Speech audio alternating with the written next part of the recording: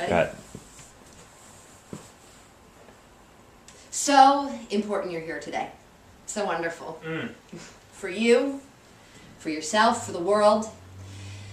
So important that you're here today. I cannot stress that enough, but only you can be here. Only one. Only one. Only one. I know, I sound like a broken record, but I cannot stress that enough. You are always saying that, though. I am. Only you can bring yourself here. Only you can make the idea that will change tomorrow. Let me talk a little bit about what we're going to be talking about. Okay, Jason, do you want to fill them in right now on what we plan to accomplish here today? I would love to. Okay, great. But first let me tell you how excited I am for the next step in this journey. We have an amazing team assembled here today, and these guys are just incredibly creative, and they cannot be stopped, and they are going to wow your pants off. Your pants. Let me tell you a story that might help illuminate things. This is entirely true. 1987, there is a man by the name of Henry Ziegland, and he lost his job, and then... That's awful. Is it lawful? What?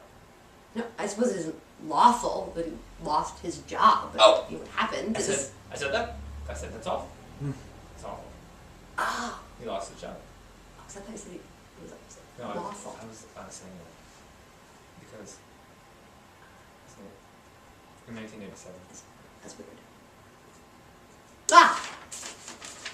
1987. Henry Ziegland lost his job and then lost his mind.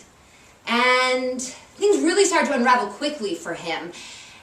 On his way home from work, he drove past a stop sign. At the stop sign, he noticed there were a bunch of schoolgirls waiting to be picked up, probably going to an after-school activity or something.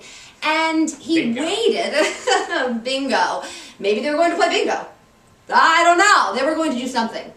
And he waited around for a little while and noticed the girls started to wander off, and he followed one of those girls, and he thought she looked very familiar. So he stopped his car and stopped her and asked her, do I know you from somewhere? Do I know you from somewhere? And of course she probably looked at him and was like, bingo. No, not bingo. She had no idea who he was, and he was insistent that he knew her. So he grabbed her by the arm and put her into the car with him, at which point the girl, of course, started to scream, and Henry really had no idea what to do at this point. So he just put his hand over her mouth, and she screamed more, so he held tighter, and she screamed more, and he held much tighter, at which point he snapped her neck completely inadvertently, but it happened nonetheless, and he took her home and undressed her and slept with her body for 3 whole weeks.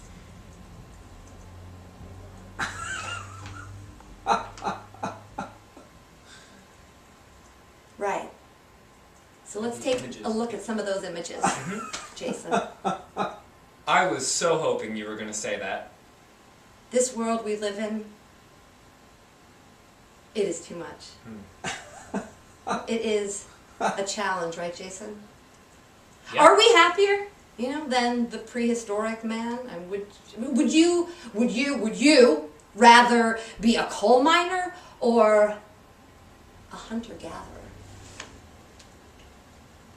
What about an office manager? Interior designer?